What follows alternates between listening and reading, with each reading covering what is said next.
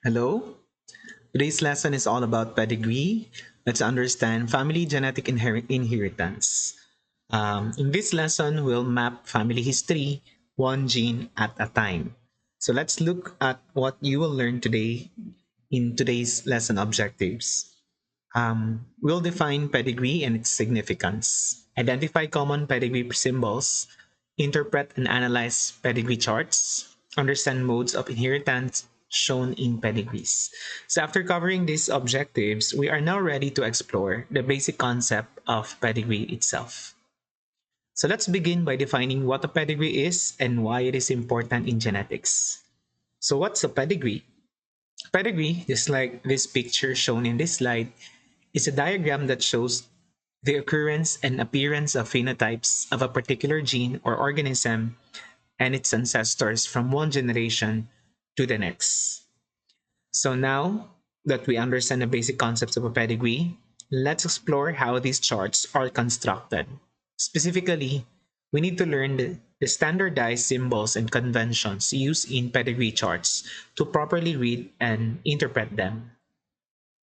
So to read a pedigree chart, you must know the meaning of the symbols shown in the pedigree. So it uses standard signs to show family relationships, traits, and conditions. Pedigree charts help trace how traits or diseases are passed on and predict inheritance chances. They're useful in research, farming, and genetic counseling, and may include data on how a common trait is passed or is in the population. In the next slide, I'll be showing you the symbols and conventions that we use in the pedigree. So, as you can see here, symbols are used to construct pedigree charts. The major ones, the first two symbols that you can see, are the symbols for sexes. For male, we are using the square, and for female, we are using the circle. Marriage is when we connect the square and the circle together. So that means they are married.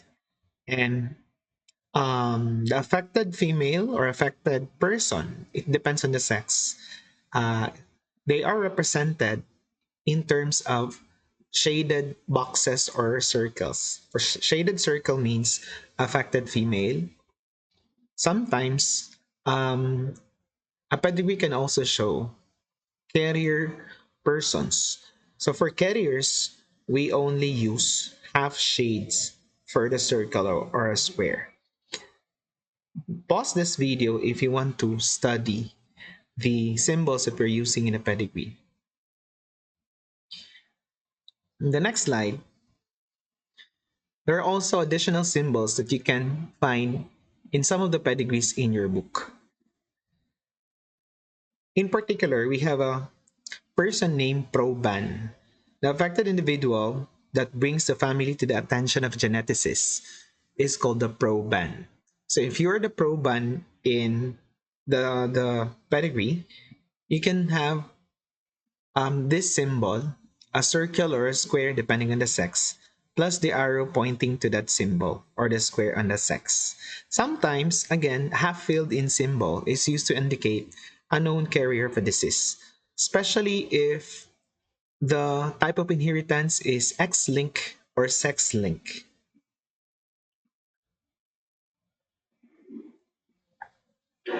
So with these symbols, we can now understand or we can now begin to interpret pedigrees to learn about inheritance patterns. Don't forget when you construct your own pedigree to label it using Roman numerals for the generations of the persons they represent.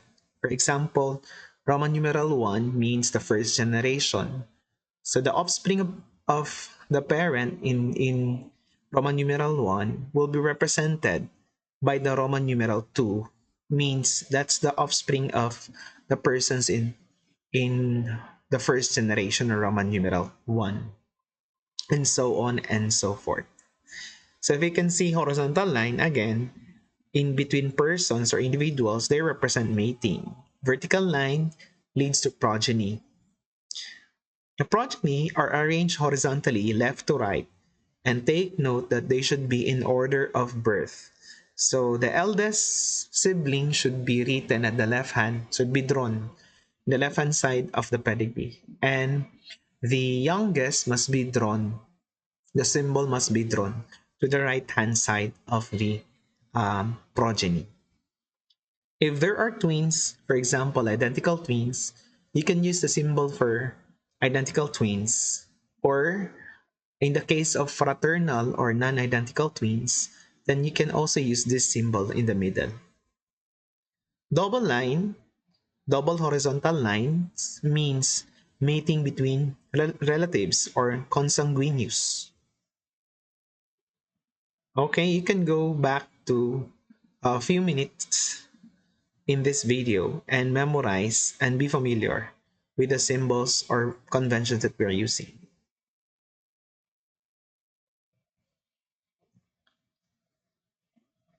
So let's try to interpret examples of pedigree using the inheritance that we've learned so far in this subject. For example, how do we trace an autosomal dominant trait using pedigree? So when a disease is caused by an autosomal dominant allele or gene of a gene, every person with that allele will show symptoms of the disease. Let's assume that there is a complete penetrance for this, and only one disease allele needs to be inherited for an individual to be affected. We've learned that in our Mendelian inheritance. A heterozygote person in the Mendelian inheritance will show the trait. So example, in the first generation here, there is an affected female. And then it's enough that the offspring will receive only one allele in order for that person or offspring to show the disease completely. So in this case, the progeny of the first generation, namely second generation, there are three affected persons here. The eldest female, next the male, and the youngest female. So thus, every affected individual must have an affected parent. A pedigree with affected individuals in every generation is typical of AD diseases or autosomal dominant. So take note of that. Most of the time, if a trait is autosomal dominant, that trait will be shown in every generation from first, second, third, or fourth. However, be aware that there are other modes of inheritance that we've learned so far in this lesson, and they can also show the disease in every generation, just like an ordinary autosomal dominant. How about autosomal recessive? How do we show this kind of inheritance in a pedigree? So diseases that are inherited as an autosomal recessive require that both parents of an affected individual carry at least one copy of the disease allele. So, in other words, the parent must be both heterozygotes, or one is recessive for the trait and the other is heterozygote, in order for the trait to occur or to show in the second and the successive generations. Compared to pedigrees of dominant traits, autosomal recessive pedigrees tend to show fewer affected individuals, and typically they are likely to skip a generation.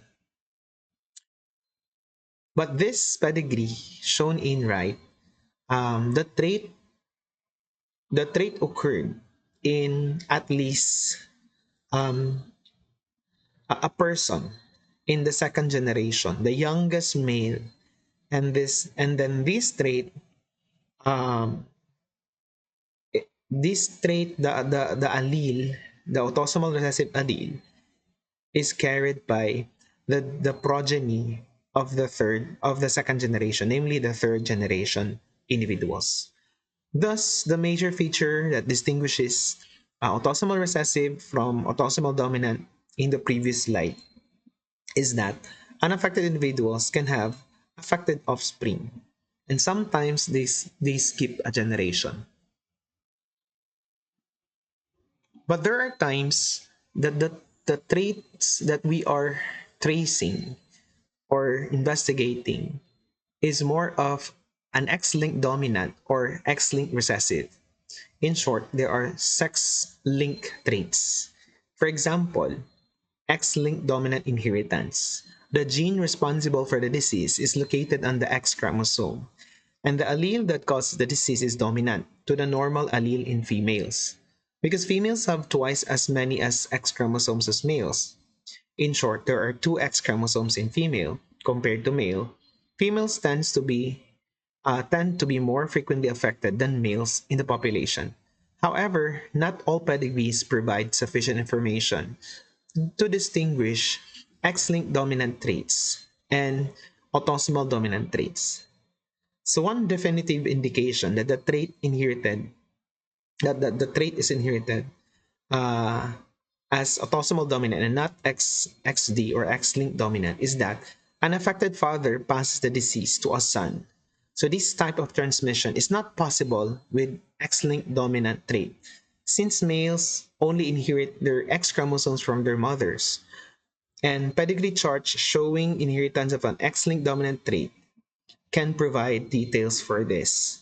Example, this pedigree in the right, an affected female, the first generation female here, is affected and they produce four offspring.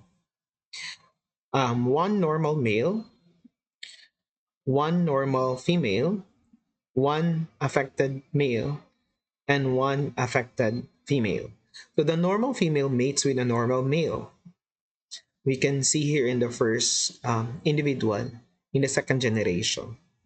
The normal female, they produce unaffected children. The affected male of generation two, namely the youngest here in the pedigree, um, mates with the normal male, and they produce two unaffected children. So we can see here that the pattern is consistent with the X-linked dominant inheritance. How about X-linked recessive traits? Because males have only one X chromosome, so any male that inherits an X-linked recessive disease allele will be affected by it. Remember that males only receive their X chromosomes from their mother and not from their father. Um, and that's why only the mother parent or the female parent can only pass that gene to their male offspring and not their father. Therefore, X-linked recessive inheritance. In X-linked recessive inheritance, males tend to be affected more frequently than females in the population. So there are more males than females. This contrasts with autosomal recessive and autosomal dominant, where both sexes tend to be affected equally. And in the previous slide, we have the X-linked dominant, in which females are affected more frequently. So in the previous slide, females are more affected. But in this slide, for X-linked recessive, males are more affected compared to females. So this is typical of an X-linked recessive trait. I have an example here, and let's try to analyze what type of inheritance must be in the proban in the third generation fourth offspring. So we can see here, because it's already labeled, this is a representative pedigree for a trait that demonstrates autosomal recessive inheritance. So why did we decide or uh, say that this is a kind of autosomal recessive inheritance? Because either the first generation third individual or the first generation fourth individual must be heterozygous, and recessive traits typically skip generations for recessive autosomal recessive. Unlike in autosomal dominant, the trait is always the trait always appears in every generation. Unlike in recessive trait, they typically skip generations because they require two alleles in order for the person affected to completely show the trait. In the next slide, this is a pedigree that illustrates the pattern for dominant traits. So the key to identify a pedigree that reflects the dominant trait is that all affected offspring will have a parent that also expresses the trait. And another thing is that dominant traits almost always appear in each generation. You can see here, it appeared in the first, it appeared in the second, and it also appeared in the third generation. But sometimes there are traits that do not follow simple Mendelian inheritance. So there are sometimes problems with autosomal dominant traits involving diseases in humans. Most of the time, when a disease is controlled by a dominant allele and it's autosomal, most of them are rare within human population. So it's not typical for one individual to show this kind of trait because it is highly unlikely that affected individual would inherit a copy of the mutant gene from both parents. In that case, most of the time, they fail to survive or they die. Mothers will experience miscarriage if the infant they are carrying have two of the alleles coming from both parents, and that's why they are rare in the population. Let's try to Let's try to guess what type of inheritance is hitchhiker's thumb in humans. So the following pedigree here below is for the hitchhiker's thumb. So what's a hitchhiker thumb?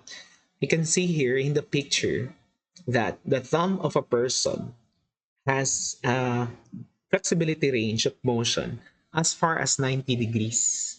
So if you can bend your finger to the back of your hand for as far as 90 degrees, then you have that kind of trait. So let's predict whether it is dominant or recessive. So we can see here that for every generation, hitchhiker's thumb appeared. But if you think about this, in the second generation, the fifth person has two normal parents. That means this trait is not dominant. If the parents are unaffected, two parents are unaffected, but the offspring is affected, that means, by conclusion, the two parents are heterozygote for this trait. So therefore, hitchhiker's thumb is a kind of recessive trait. This table shows you representative recessive and dominant human traits. For recessive traits, we have albinism, alkaptonuria, ataxia, telangiectasia, color blindness, cystic fibrosis, Duchenne muscular dystrophy, galactosemia, hemophilia, Lesch-Nyhan syndrome, and all other traits. For dominant traits, we have achondroplasia, brachydactyly, congenital stationary night blindness, Ehlers-Danlos syndrome, hypotrichosis, and other human diseases. For your task, for the next meeting, submit this task. The problem is, albinism in humans is inherited as a simple recessive trait. For the following families, determine the genotypes of the parents and offspring. When two alternative genotypes are possible, then list both of the genotypes. So you have to provide a pedigree for family 1 and also provide a pedigree for family 2. So construct a pedigree for the two families.